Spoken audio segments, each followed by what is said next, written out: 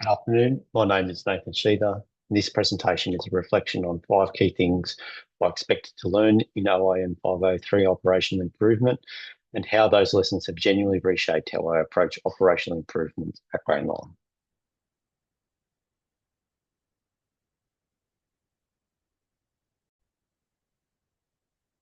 Coming into this unit, I thought I had a pretty good handle on operations. I run a production site, I lead multiple teams, and I've driven plenty of change already. But what I didn't expect was how much this unit would fill the gaps I didn't even realise I had, particularly around systems, thinking, culture, and structure improvement frameworks.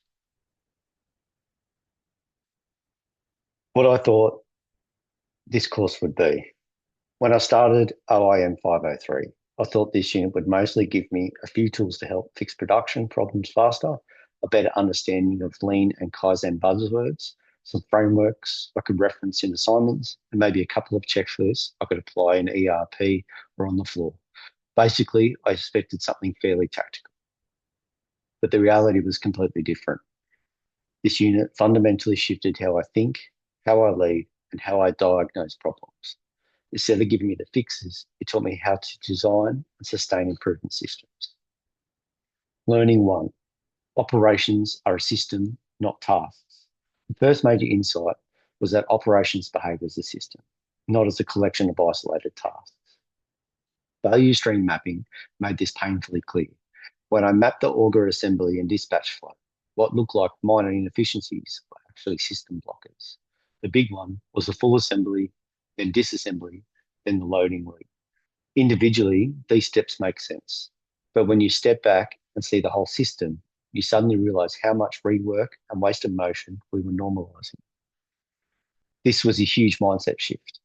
Instead of trying to optimize each workstation, I began focusing on the flow between them, and that unlocked a completely different level of problem solving. Learning two, lean as a practical lens. The second major learning was understanding lean as a practical, not just a toolkit. Lean gave me a language for problems that were always there but hard to articulate. Over processing, the disassembly loop, excess motion, forklifts constantly repositioning augers, waiting, operators idle while trucks queued, defects, rework caused by rehandling components, flow variation, batching done informally, not intentionally. Once I could label these wastes, it became much easier to diagnose why the system felt clunky. And by applying lean tools like VSM, 5S, standard work, and batching, I realized we could completely redesign the auger workflow using sub-assemblies, wheel kits, V-posts, and hydraulics pre-built and staged. This concept eliminated the entire rework loop. Learning three, Kaizen culture is the real constraint. The third key learning was understanding Kaizen as a cultural engine of improvement. Before this unit, I underestimated how much shop floor adaptation depends on culture, not tools. Kaizen reinforced that improvement only sticks when the people doing the work drive it. PDCA cycles made it easy to test ideas safely. And when operators saw their suggestions trialed, things like reusable forklift jigs, quick connects hydraulics, or staging changes, the buy-in shot up. In the past, I've pushed improvement from the top down. Kaizen taught me to flip that. Start by listening, then trial, then standardize. This was a pretty big breakthrough. Learning four, resistance is data, not defiance. The fourth learning came from Cotter and Schleisinger's work on resistance. This genuinely changed how I lead. I used to interpret resistance as pushback, people being difficult or not wanting to change. What I learned is that resistance is actually data. It is information about uncertainty, risk, or unclear impacts. In the Augur project, the pushback I got wasn't about the change. It was about the people not understanding whether the new flow would make their job harder, break quality, or slow down truck flow. Once I reframed resistance as input, something to explore rather than fight, the entire dynamic shifted. Conversations become collaborative. instead of defensive. Co-design became the default. This reduced friction and accelerated adoption dramatically. Learning 5, frameworks protect leadership capital. This is probably my biggest personal breakthroughs. Before OIM 503, I relied on instinct, experience, and credibility to push through operational changes. And honestly, that burns leadership capital very fast.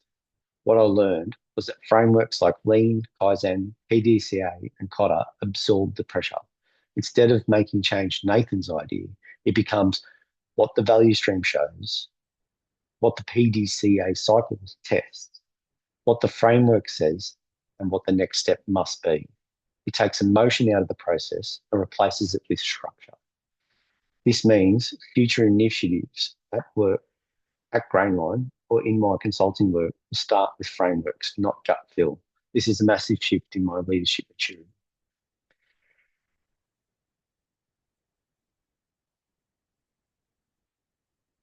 Applying the learning at Grainline. This unit didn't stay theoretical. I applied it immediately. Using Lean and Kaizen principles, we redesigned the org workflow from build, disassembly, loading to a modular assembly flow, and the results were significant. Build time reduced by around 13%, around 21 labour hours freed up per week, and truck loading time reduced by up to 3 hours.